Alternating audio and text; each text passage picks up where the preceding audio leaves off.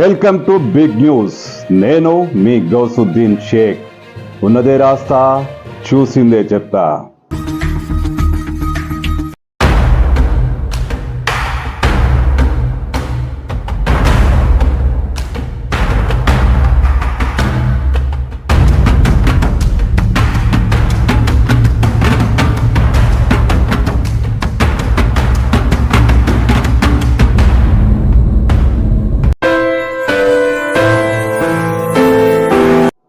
ప్రమాదకరమైన నదులను దాటేస్తున్నారు, చెరువుల్లో ఈదేస్తున్నారు, సొరంగాల్లో ప్రయాణిస్తున్నారు. చిమ్మ చీకట్లో మొసళ్ళు, పాములు వంటి భయంకరమైన పురుగుల నుంచి దాటుకుంటూ తప్పించుకుంటూ అతి కష్టం మీద ఒడ్డుకు చేరుతున్నారు, మరోవైపు చేరుతున్నారు. ఎవరు దొంగలు? వాళ్ళు వీళ్ళు కాదు, అమ్మాయిలు, వనితలు, అందమైన భామలు. ఎస్, షారుఖ్ ఖాన్ నటించిన డంకీ సినిమా చూశారు కదా. ఆ సినిమాలో ఎన్ని కష్ట నష్టాలు పడి వాళ్ళు విదేశాల్లో తమ గమ్యస్థానానికి చేరుకుంటారు. అచ్చం అదే సీన్ బంగ్లాదేశ్, బెంగాల్ సరిహద్దుల్లో కొనసాగుతుంది. అందమైన భామలు డంకీ కొడుతూ బంగ్లాదేశ్లోకి చేరుతున్నారు, బెంగాల్లోకి చేరుతున్నారు, కోల్కతాకు చేరుకుంటున్నారు. కోల్కతాకు చేరుకొని వాళ్ళు ఏం చేస్తున్నారు? అక్కడ వాళ్లను అమ్మేస్తున్నారు, అద్దెకు ఇచ్చేస్తున్నారు. వాళ్ళు దేశమంతటా విస్తరిస్తున్నారు. హైదరాబాద్, ముంబై, విశాఖపట్నం ఇలాంటి నగరాల్లో వాళ్ళు వెళ్ళిపోతున్నారు.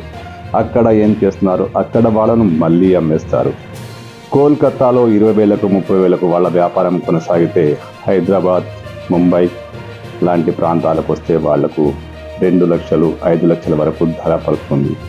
అక్కడ వాళ్లను అమ్మేస్తున్నారు. అసలు ఏంటిది?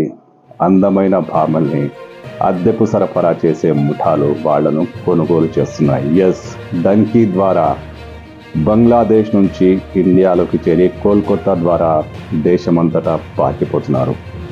ఇటీవల కోల్కతాలో అక్కడి టాస్క్ ఫోర్స్ పోలీసులు ఓ 4-5 బెంగాలీ భామలను అరెస్టు చేశారు, బంగ్లా భామల్ని అరెస్టు చేశారు. వాళ్లను విచారిస్తే ఆశ్చర్యకరమైన విషయాలు బయటకు వచ్చాయి. వాళ్ళు డంకీ ద్వారానే, అంటే డంకీ సినిమాలో ఎలా అయితే ప్రయాణం చేశారో అచ్చం అలాగే ఇండియాలోకి వస్తున్నారు.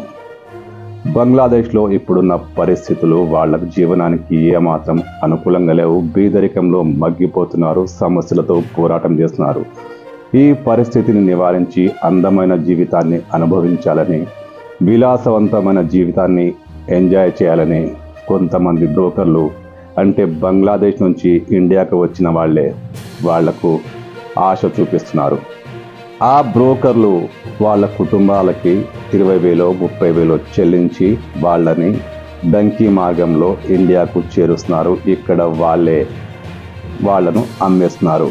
అక్కడ నుంచి ఆ అమ్మాయిల్ని బ్రోకర్లు వేరే ముఠా కొనుక్కుంటారు. వాళ్ళు వేరే నగరాలకు తీసుకొచ్చి ఇక్కడ సెక్స్ వ్యాపారం చేసే వాళ్ళకి, పార్లర్లకి, మసాజ్ సెంటర్లకి వాళ్ళను అందజేస్తున్నారు. దానికి బదులుగా వాళ్ళకి 2 లక్షలు 3 లక్షలు 5 లక్షలు చెల్లిస్తారు. అంటే ఇది పెద్ద వ్యాపారమే, బ్రోకర్లకు అంతకంటే ఎక్కువే అందుతుంది.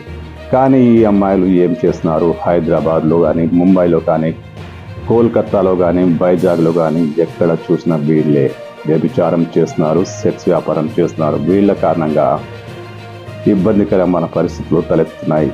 హైదరాబాద్లో ఇటీవల బెంగాలీ భామల్ని పోలీసులు అరెస్టు చేశారు, కోల్కతాలో అరెస్టు చేశారు, ఛత్తీస్గఢ్లో అరెస్టు చేశారు, కర్ణాటకలో అరెస్టు చేశారు. ఎక్కడ చూసినా బెంగాలీ భామలే అరెస్ట్ అవుతున్నారు. అక్కడ తమ పరిస్థితులు బాగోలేక జీవితాన్ని కాస్త సరిదిద్దుకోవాలని బ్రోకర్ల మాయమాటలు నమ్మి ఇండియాకు వస్తున్నారు డంకీ మార్గంలో. కానీ చాలా మందికి తెలియదట తాము వ్యభిచారం చేయాల్సి వస్తుందని. కొంతమంది తెలిసే వస్తున్నారట. ఏమైతేనేం ఇండియాలో సమస్యాత్మకంగా మారారు ఈ బెంగాలీ భామలు.